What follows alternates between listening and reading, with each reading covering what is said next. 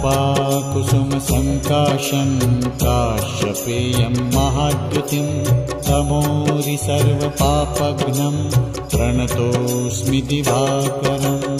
ॐ ह्रां ह्रीं ह्रौं स्वः सूर्याय नमः। ॐ ह्रां ह्रीं ह्रौं स्वः सूर्याय नमः। जपाकुसुमसङ्काशं काश्यपेयं महाद्युतिं तमोरि सर्वपापघ्नं प्रणतोऽस्मि दिवाकरम्। ॐ ह्रां